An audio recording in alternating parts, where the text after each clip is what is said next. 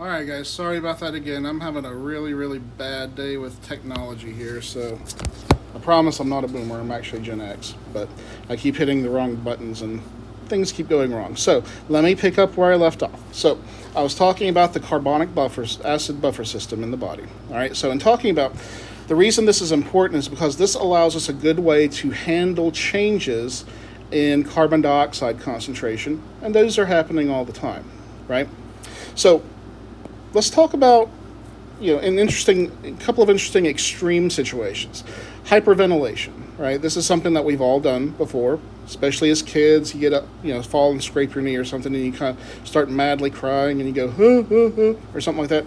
You're really rapidly removing carbon dioxide.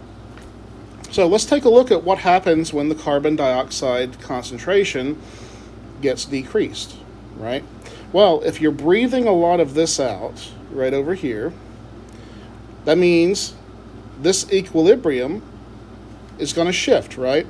You're removing gaseous CO2, so you're going to use up some of this, and the equilibrium is going to shift that way.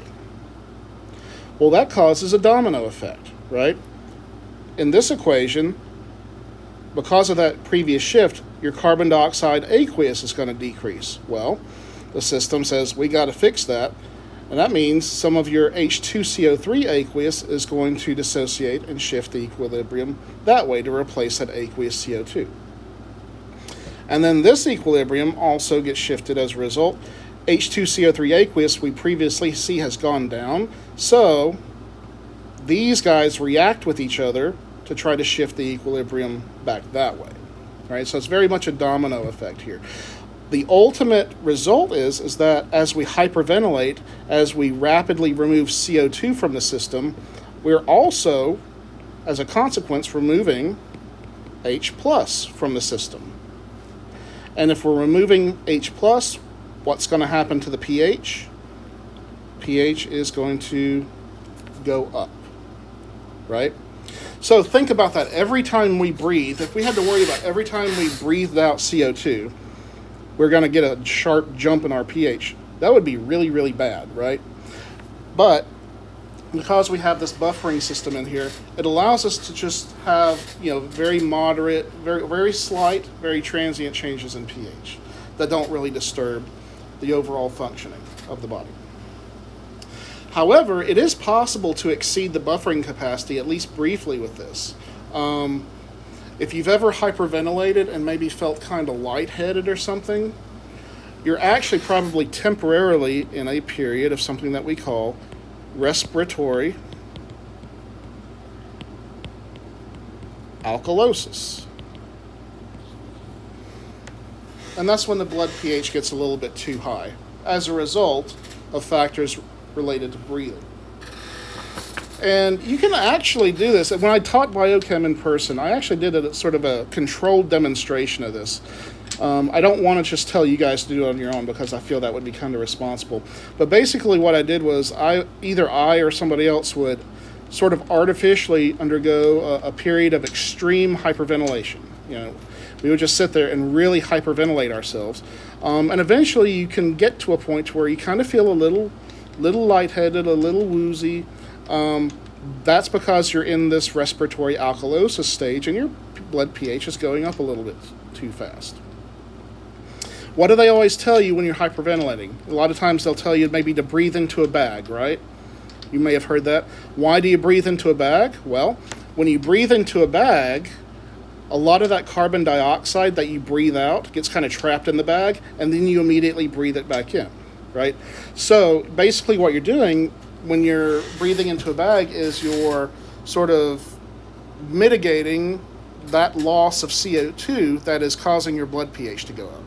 And after breathing into the bag a little bit, you tend to feel better, right? So pretty interesting little tidbit there. All right, so there's another situation. You can have the opposite as well.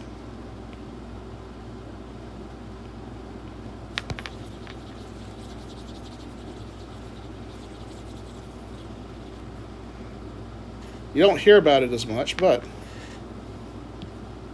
son of a nutcracker. Okay. Hold on.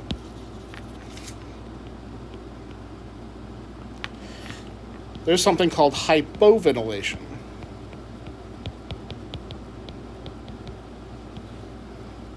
And that's just the opposite.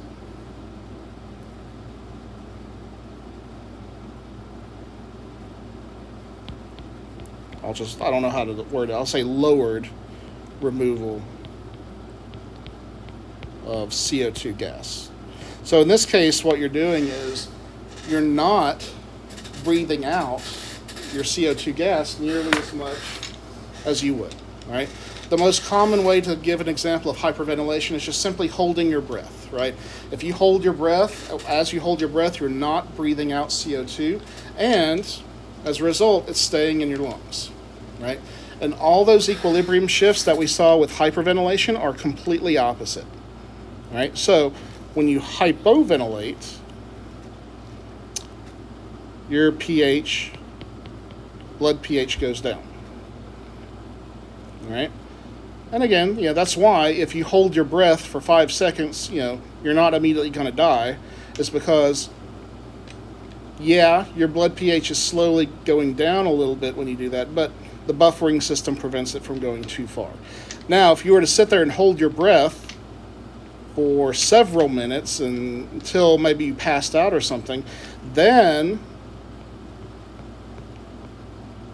you are putting yourself in a state of respiratory acidosis, where the blood pH is getting too acidic. A lot of the similar symptoms to this as there is respiratory alkalosis. So, but in a nutshell, that's why the carbonic acid system is our blood buffer system, so it can handle these constant adjustments in CO2 concentration. All right, that ends chapter 2. If you have any questions, let me know. All right, have a good one. Bye-bye.